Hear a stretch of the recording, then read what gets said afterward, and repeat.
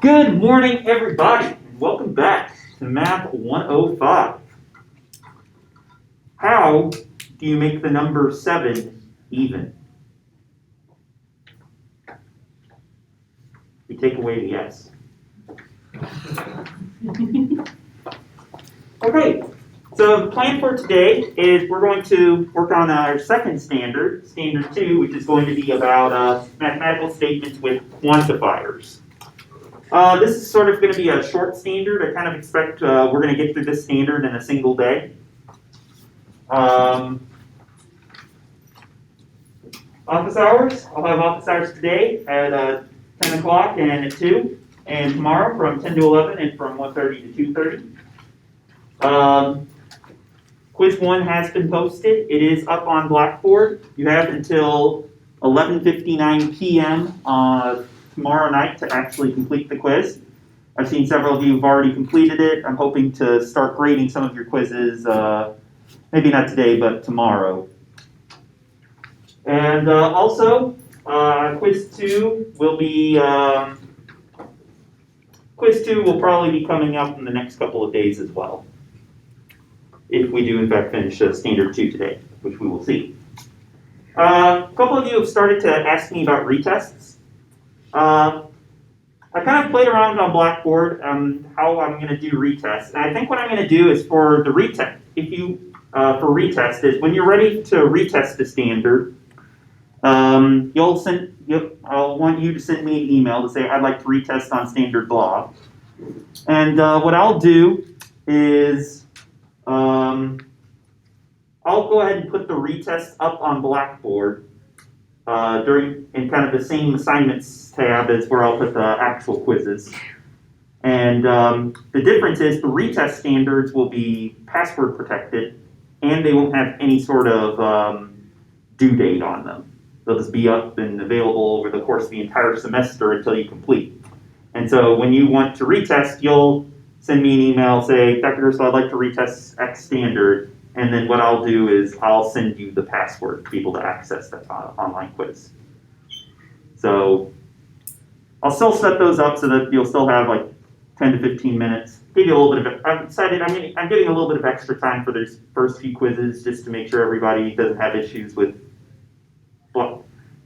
using Blackboard or internet or whatnot. Later on, those will go down to 10-minute quizzes. And the retest will still be 10 to 15-minute quizzes, but the difference is with the standard quiz, with the main quizzes, they'll have a set due date. Like the first one is due by 11:59 p.m. tomorrow, and the retest will not have a due date. So whenever you're ready to do that version of the retest, even if it's 3 months from now, you'll just send me an email and I'll let you in to be able to take it.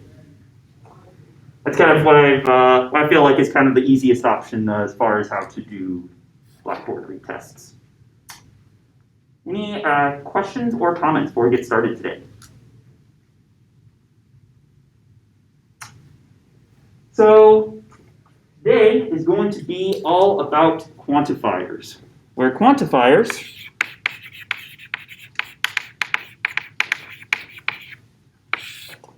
are words or phrases that indicate the number of things to which a statement refers.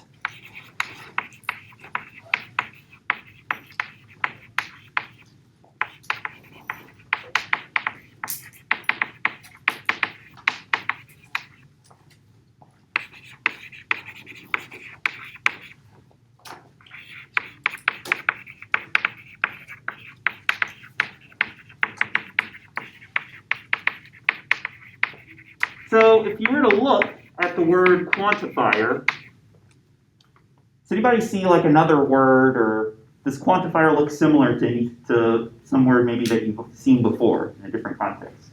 Quantity? Yeah, quantity. Same, quantity. Yeah, in general, let's say quantity kind of shares the same root to your quant, referring to kind of, with quantity, you're looking at having a number of things.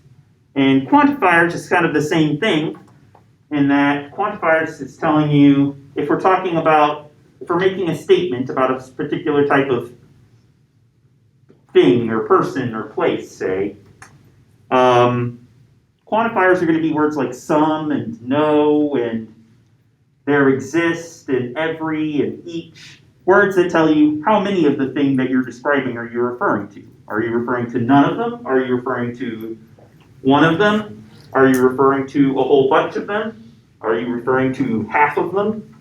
All these words that kind of indicate how many of an object you're referring to are all going to fall under this category of quantifiers. And typically, unless your quantifier is a specific number, like 2 apples, or 3 apples, or 4 apples, quantifiers are typically going to mean one of 3 things.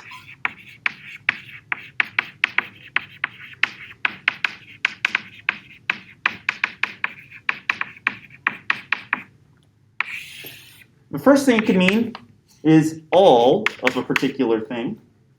The second common way to have a quantifier is to refer to at least one.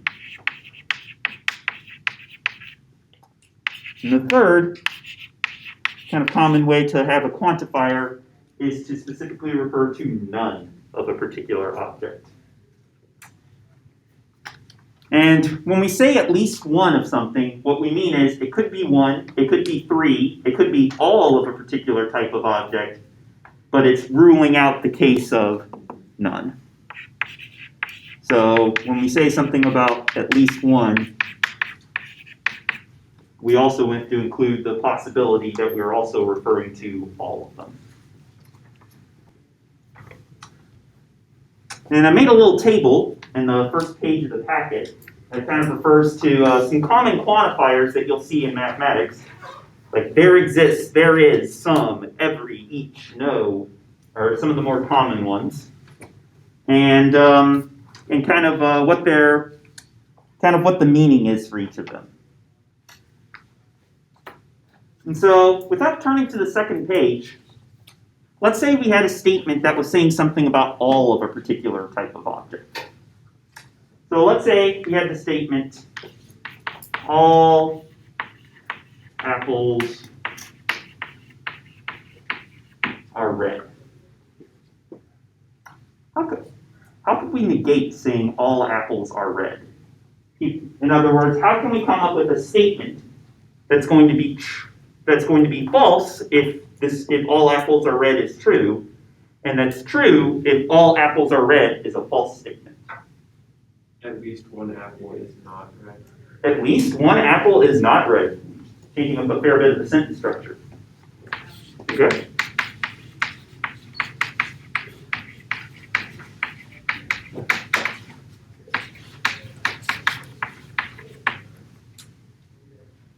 Not all apples are red. Not all apples are red.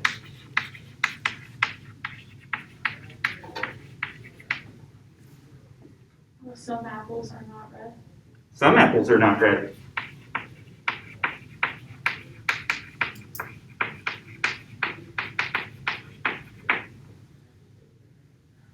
No apples are red. No apples are red. Are there candidates? There are all apples that are not red. There are apples that are not red. That's a bit of a tongue twister.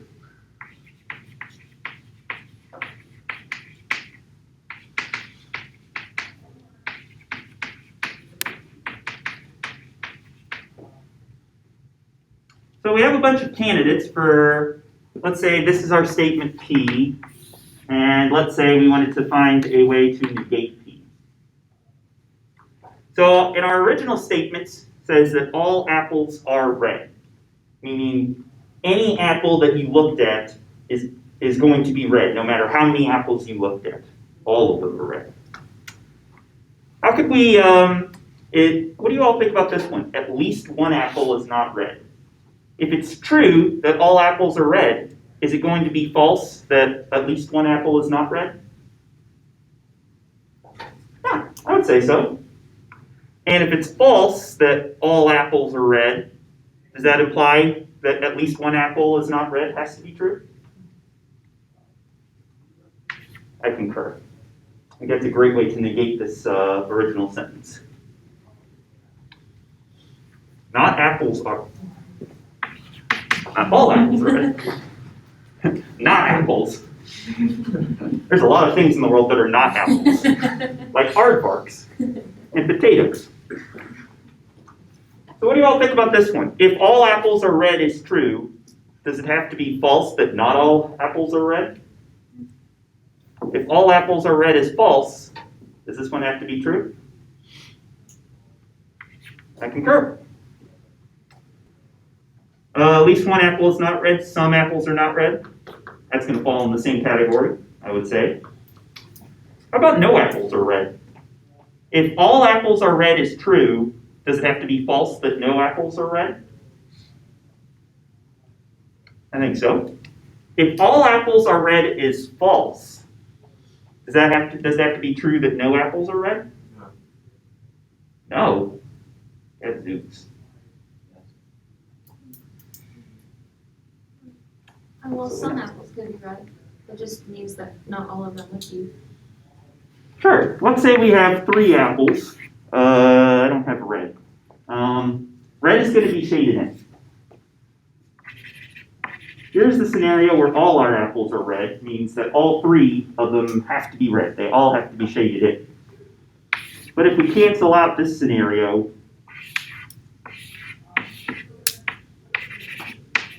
I feel like it could still be the case that maybe 2 of our apples are red and 1 is not. That would be a scenario under which it's false that all apples are red, but I would also say it's going to be false that no apples are red as well. Because there are some apples that are red, there's 2 of them, but not all of them and not none of them. This one, I'm going to say, does not actually work out here. With the reasoning being, there could be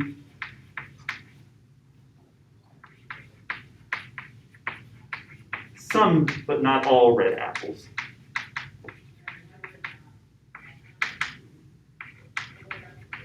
If statement P is false. So just tacking on a no to the front of the sentence will not actually fix it for us. There are apples that are not red. Does that work as a negation? I would say so. And one last one I'd like to look at. What if we just added to the middle of this, all apples are not red?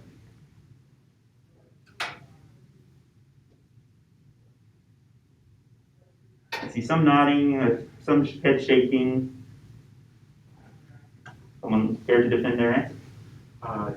That's not a negation because there could be some apples that it could be a statement where they're both false, where that's false because only a percentage of the apples are red, but that's also false because a percentage of the apples are not red.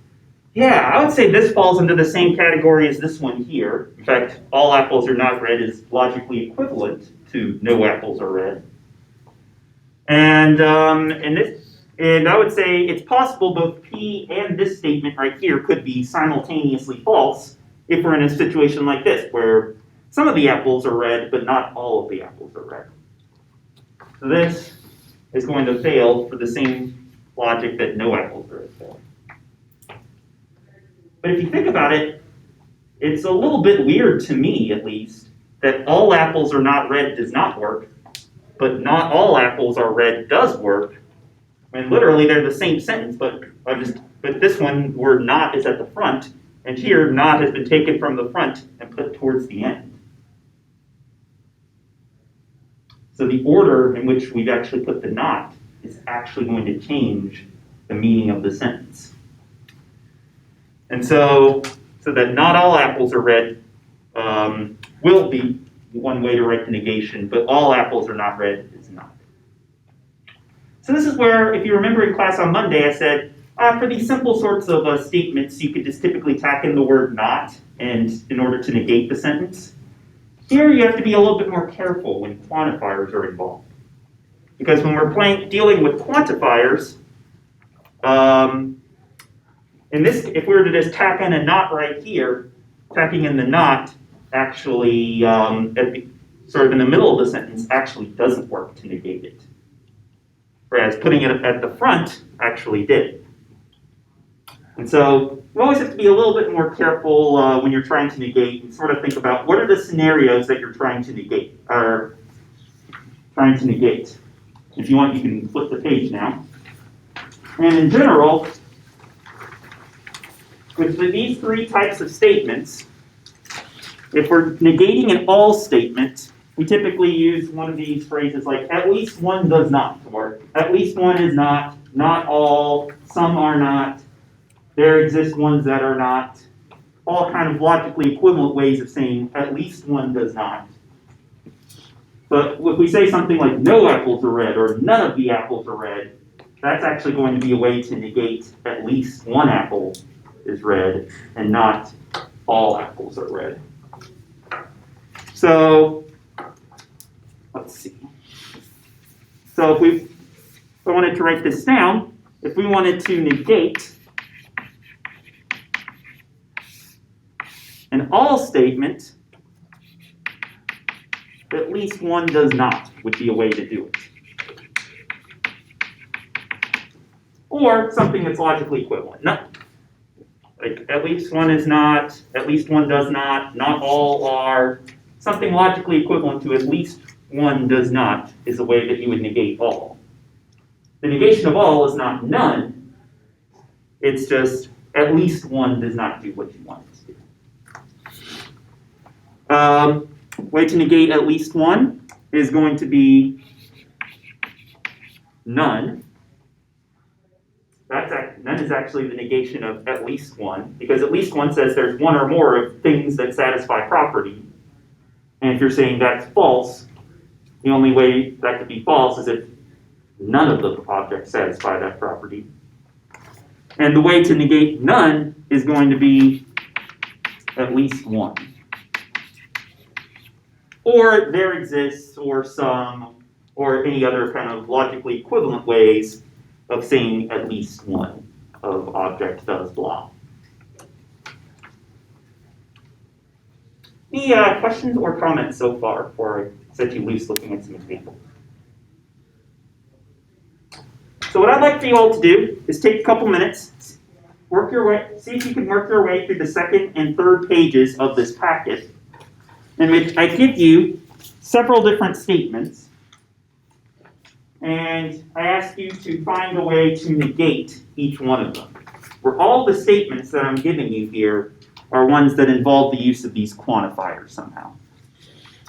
Go ahead, take a few minutes and see if you can look at these. And as always, if you feel comfortable doing so, you're welcome to work with the people sitting around you.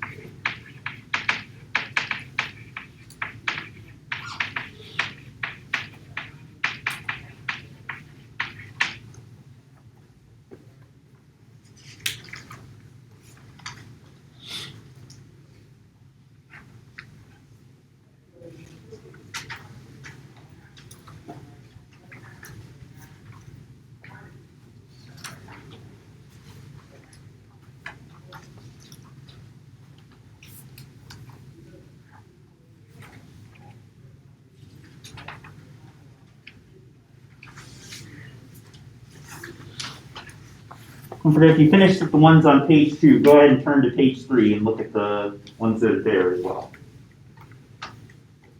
Ones I wrote on the board are going to be the ones that we talk about at the class.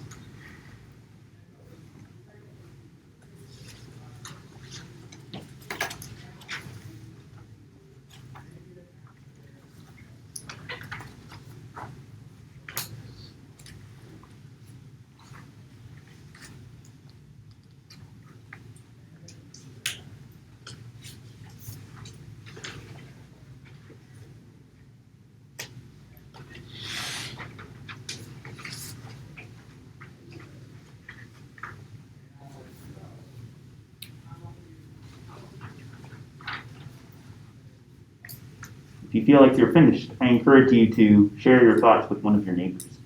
See if they agree with you.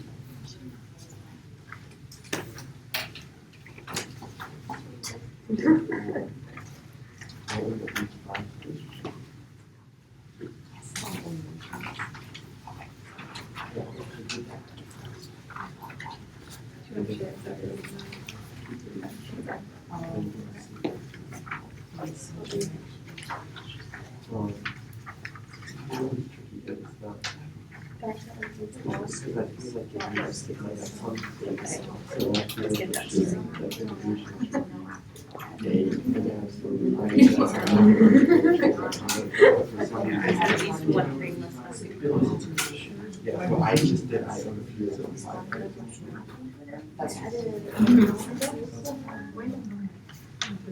I operated a lot more absolutes than you do. Yours are a lot more absolute. Yeah. What does that mean? When I could have used some to negate some things, I chose to use like all or none. Ah, okay. Yeah, there's oftentimes you can do that if you're just careful in how you use like not and such. Yeah, it's interesting. Oftentimes there's a lot of sort of these quantifiers that mean the same thing, so there is some sort of stylistic choice of how do you choose to negate with quantifiers, how does someone else do it. Right? There's lots of correct ways to do the same thing.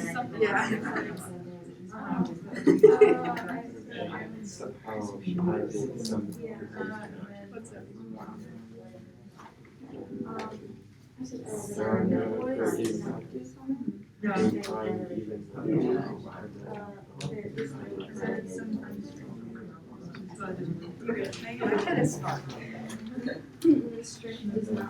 Look over and you're like,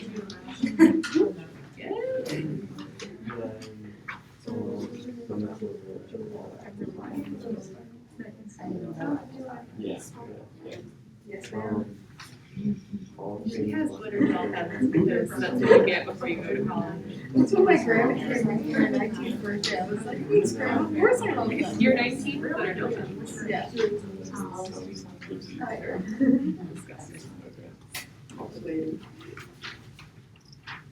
Sounds like things are starting to quiet down a little bit. So what did you all think about this one? Some apples are red.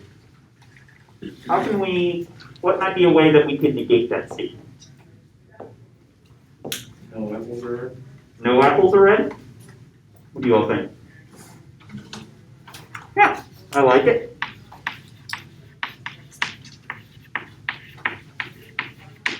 So one thing I find interesting about using the word some as a quantifier is that if you say some apples, can some apples just refer to a single apple? Maybe like to an English professor, or maybe not. To a mathematician, I would say yes. And that we use the word some a little bit differently than maybe the colloquial use, and that you may be used to thinking about some, S-O-M-E, as meaning multiple of a thing. Some apples to a mathematician could mean just one. Is enough to satisfy some. Also, some could also refer to potentially all as well. So when I say some apples are red, I could just be sitting in a universe with only red apples in it. And it would still be true that some apples are red. It's also true that all apples are red in that scenario, but some could potentially mean all It could potentially mean 1. It could potentially mean something in between. All that we know when we say some apples are red is that it is false that no apples are red. So some has a little bit of a different use in math than it does maybe colloquially. How about no good deed goes unpunished? Classic one. At least one good deed goes unpunished. At least one good deed goes unpunished.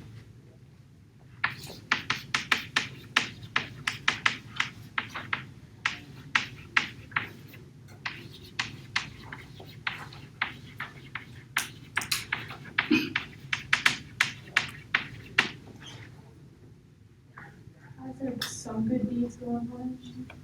Some good deeds go unpunished.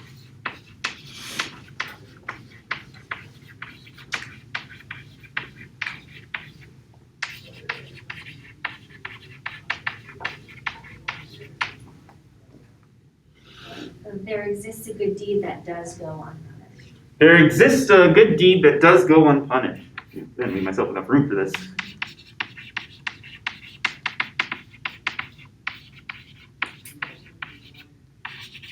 There exists a good deed that, what was the end of your? That does go unpunished. That does go unpunished.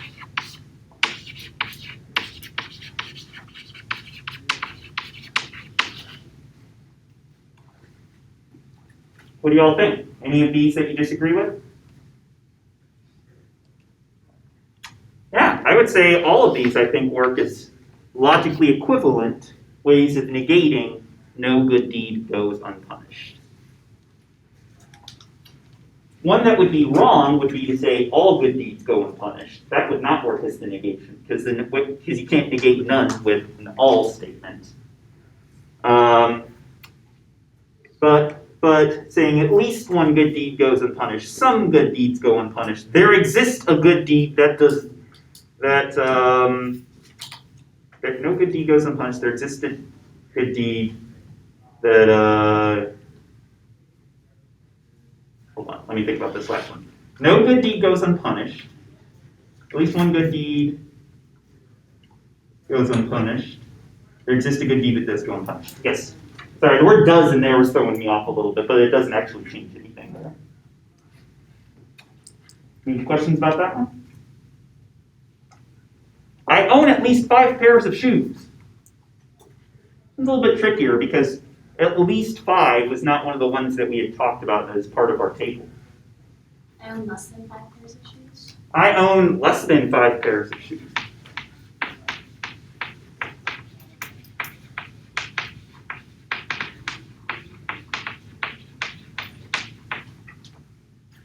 I like it. If it's true that I own at least 5, then it's false that I own less than 5. If it's false that I own at least 5, well then it must be true that you own less than 5. It's another one, I'm sorry. I do not own at least 5 pairs of shoes. I do not own at least 5 pairs of shoes. That's interesting. So instead of trying to negate the quantifier, you just throw kind of a not in front of the whole thing, and that would be an equivalent way of negating it, I would say. That in effect means the same thing, though maybe it's a little bit less clear what you mean when you say do not own less than, or do not own at least 5. But if I own at least 5 pairs of shoes is false, then can it mean that you own more than 5 pairs of shoes? Well, what do we mean by at least 5, I guess is something we need to ask. 5 or more. Yeah, I would say since at least 5 means 5 or more, I would say less than is a way of negating 5 or more in this case. So I do think this one checks out. What if I said this? What if I tried to negate I own at least 5 pairs of shoes with I own at most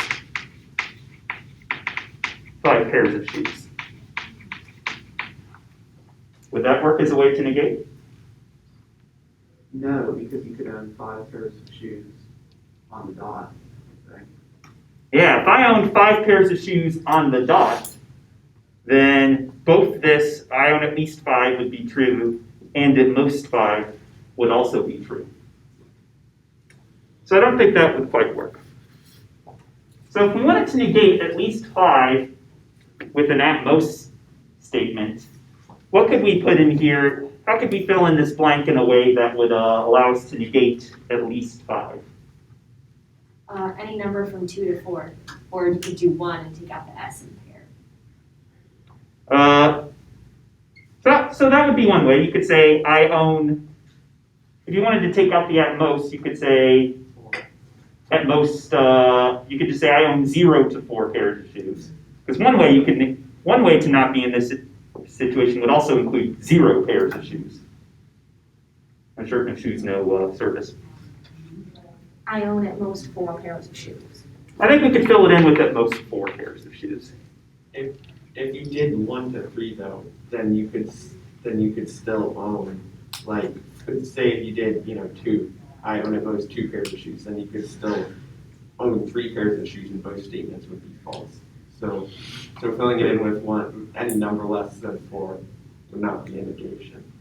Yeah, I think one way we could do it is if we said, I own 0 to 4 pairs of shoes. And if we're accounting for every possibility where you don't own at least 5, then it would still work as a negation. But we would have to allow for 0 pairs, 1 pair, 2 pair, 3 pair, 4 pair, red pair, blue pair of shoes.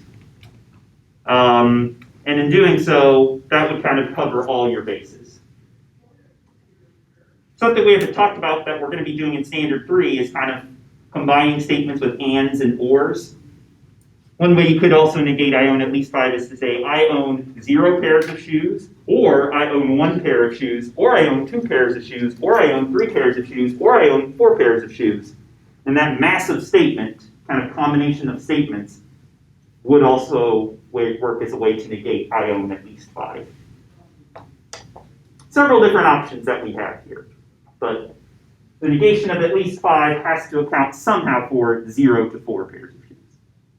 And here we're assuming things like I can't have 4.5 pairs of shoes because if I had 4 pairs of shoes and 1 shoe by itself,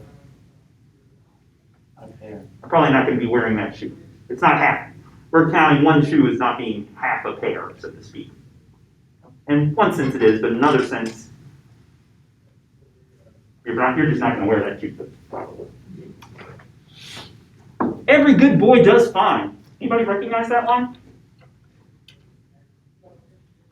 What context have you seen that before in? Music. Yeah, E, G, B, D, F. The notes that are in the treble clef that fall on the lines if you're reading music. How can we negate every good boy does fine? At least one good boy does not do fine. At least one good boy does not do fine.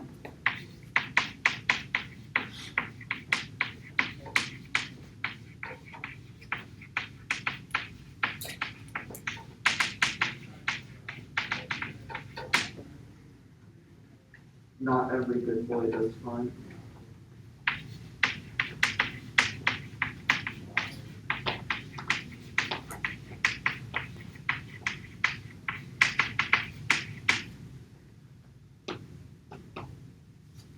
Yeah, I think both of these work as ways to negate every good boy. Every kind of being a synonym here for all good boy. All. The way we would negate that is with at least one good boy does not do fine somehow. At least one good boy doesn't do fine. Not every good boy does fine. Not all good boys do fine. Something to keep in mind with all of these statements is there's oftentimes many, many different ways to negate based on just kind of which word you want to use that works as a way to undo the quantifier. And the ones that you said in your notes may be different than the ones that are up on the board, but yours might still be correct.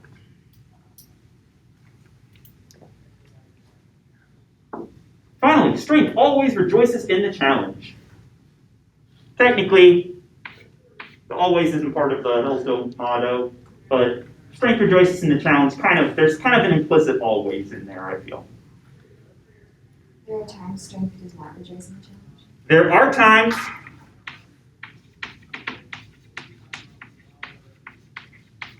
strength doesn't rejoice in the challenge.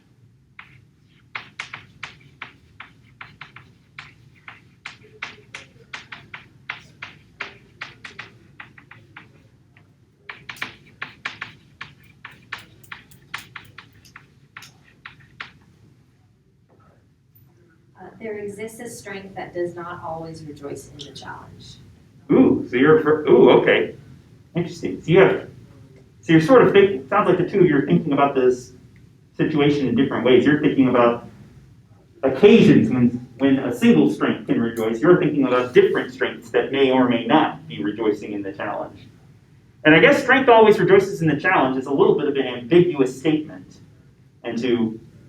Are we talking about each individual, or can there be multiple strengths that may or may not rejoice in the challenge? Or is there a single object that we call strength that can rejoice or not rejoice in the challenge based on different occasions? And depending on how you view this statement, I think either would work as a way to negate it. Sorry, can you repeat your second? Write it down. There exists a strength that does not always rejoice in the challenge. There exists a strength that does not.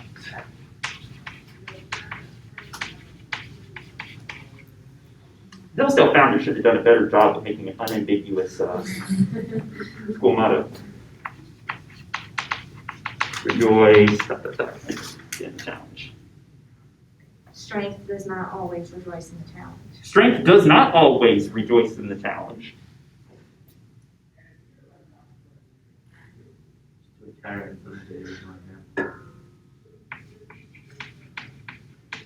Adding a does not here, I feel like would also work as a way to negate it. That's I think the way that I did it. What if we took the does not and put it after the always and said strength always does not rejoice in the challenge? It wouldn't be a negation because if strength sometimes did but sometimes didn't, then there would be a situation where they're both false because they're both absolute statements. So if there is partiality in reality, then both of them would be false. Yeah, if strength sometimes but not always rejoices in the challenge, then it would be false that strength always rejoices in the challenge, and it would be false that strength always does not rejoice in the challenge. So that would not work as a way to negate. But putting the does not before the always would work, I think, here. Nice job with these. All right, last challenge for you for today. That page. There are 10 statements about squirrels and nuts. Some squirrels eat nuts, some squirrels don't eat nuts. No squirrel eats nuts, all squirrels eat nuts. All squirrels do not eat nuts, at least one eats, at least one does not. Each squirrel eats, there exists a nut-eating squirrel, there does not exist a nut-eating squirrel. Your final challenge, I would like for you all to take the next 5 minutes or so. See if you can find which of these 10 things are logically equivalent to each other. Because there's several different, I would say, sets of logically equivalent statements in here. And once you feel you've determined which of these are logically equivalent to which other ones, see if you can find which ones of these statements will negate which other ones.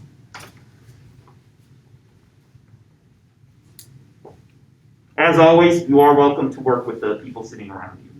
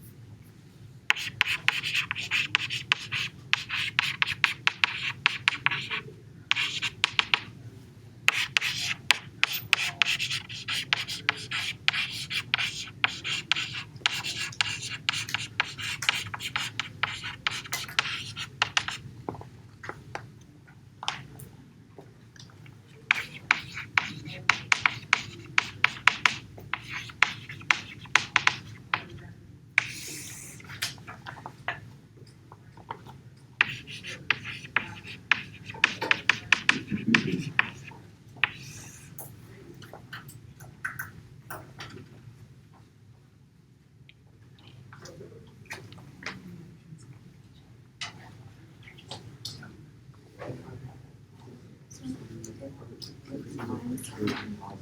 I said, oh, I could actually. Or are you supposed to just find something? Find as many as you can. So if you can find 5 that are all logically equivalent to each other that you believe, then that works perfectly fine. Then you can say, these 5 all mean the same thing. Okay, yeah.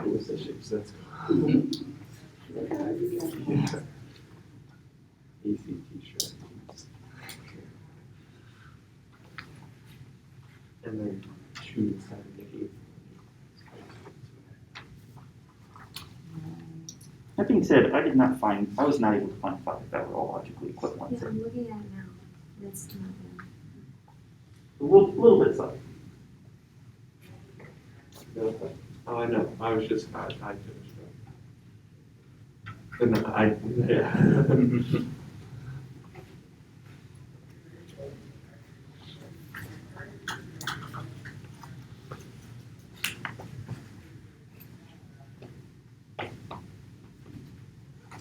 Some of your drawing looks like complicated diagrams.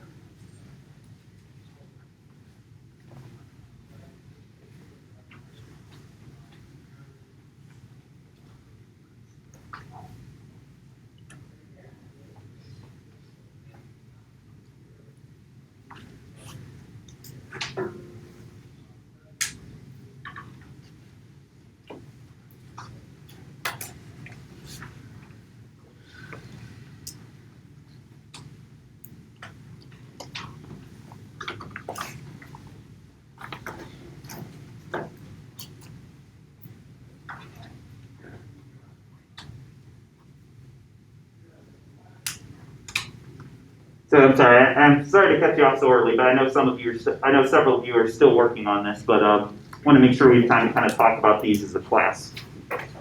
So in looking at this set of statements, did anybody find another statement that you would say is logically equivalent to statement number 1, that some squirrels eat nuts?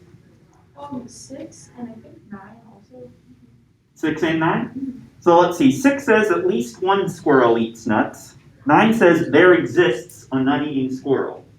You all kind of agree that those 3 kind of tend to go together? Yeah. I concur.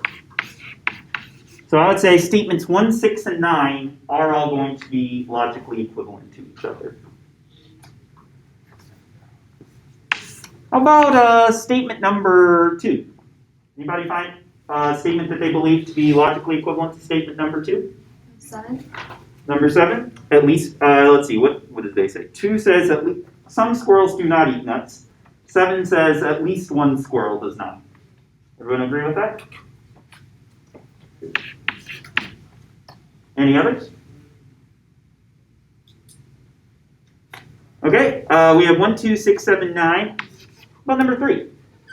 Anybody have any candidates for things that go with number 3? 5 and 10. 5 and 10. Let's see, 3 says no squirrels eat nuts, and now we're in the category of there cannot possibly be any nut-eating squirrels out there. No squirrels eat nuts. All squirrels do not eat nuts, and there does not exist a nut-eating squirrel. You claim are all logically equivalent? Questions or comments? I would agree. And finally, we don't have 4 up there.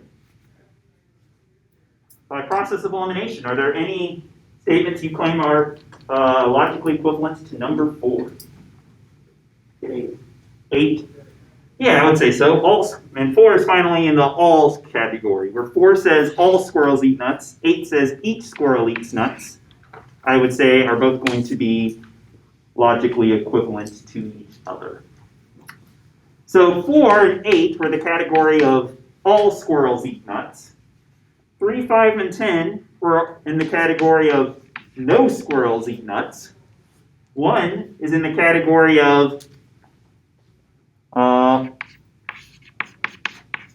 all squirrels or some squirrels, so negating the possibility of no squirrels. 2 and 7 were both in the category of some or none. Some, not all, or none. Nice job. Okay, so we kind of were able to classify all these statements into one of 4 sort of classes of statements based on which ones they're logically equivalent to. Do any of these negate any of the others? And if so, what would be a way that we can negate 1, 6, and 9? 3, 5, and 10? So your claim is one way we could negate some squirrels eat nuts is to say that no squirrel eat nuts? I would say so. And if you remember what we said yesterday, or on Monday, we said that if we negate a negation, we end up with something logically equivalent to the original statement. That means that if 1, 6, and 9 are ways to negate 3, 5, and 10, then the same must work in reverse as well. That 3, 5, and 10 also are going to have to negate 1, 6, and 9. And VV just means vice versa. How about 2 and 7? 4 and 8. 4 and 8. We can negate some squirrels do not eat nuts by saying all squirrels eat nuts, or logically equivalent things. Yeah, I would agree. And again, since 2 and 7 negate 4 and 8, 4 and 8 are also going to negate 2 and 7. Okay, nice job. You all kind of really blew through the standard today. I can tell you've been thinking about these sorts of negations since last time, and logical equivalency. So when we come back, so that's it for standard 2. So you expect to see a standard 2 quiz pop up sometime in the next day or 2. I'll send an email to let you all know when that is. In the meantime, if you've taken the standard 1 quiz and feel ready to retest on it, you're welcome to send me an email and let me know. And I'll try and put the first standard 1 retest up on Blackboard sometime tomorrow, probably. Thanks for class. Thank you for class. Yeah, hope you all have a good rest of your day. See you all on Friday. We'll start standard 3, which is combining multiple statements into a single statement.